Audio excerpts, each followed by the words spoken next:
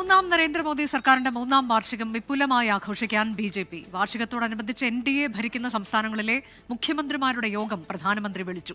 ഇതിനിടെ മണ്ഡല പുനർനിർണയ ഭേദഗതി ബില്ലിൽ DMK-യുടെയും TMC വിമതരുടെയും പിന്തുണ ഉറപ്പാക്കാൻ ബി.ജെ.പി. നീക്കം തുടങ്ങി.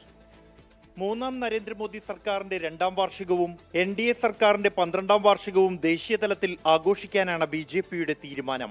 മോദി സർക്കാരിന്റെ 12 വർഷത്തെ പ്രവർത്തനങ്ങൾ പ്രദർശിപ്പിക്കുന്ന എക്സിബിഷൻ ബി.ജെ.പി. ദേശീയ അധ്യക്ഷൻ നിതിൻ നബിൻ ഉദ്ഘാടനം ചെയ്തു.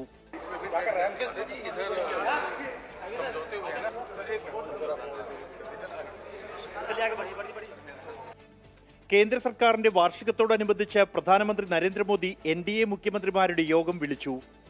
വ്യാഴാഴ്ച ഡൽഹിയിൽ ചേരുന്ന യോഗത്തിൽ പശ്ചിമേഷ്യൻ പ്രതിസന്ധി, പണപ്പെരുപ്പം അടക്കമുള്ള വിഷയങ്ങളും ചർച്ച ചെയ്യും. മണ്ഡല പുനർനിർണയ ഭേദഗതി ബിൽ മാറ്റങ്ങളോടെ അവതരിപ്പിക്കാനാണ് ബി.ജെ.പി. ലക്ഷ്യം വെക്കുന്നത്. അതിനായി തൃണമൂൽ കോൺഗ്രസ് വിമതരുടെ പിന്തുണ ഉറപ്പാക്കും.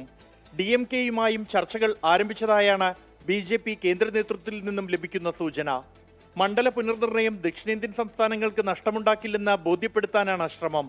2029 തെരഞ്ഞെടുപ്പുകൾ സംയുക്തമായി നടത്താനാണ് ലക്ഷ്യം വെക്കുന്നത്. 24 ഡൽഹി.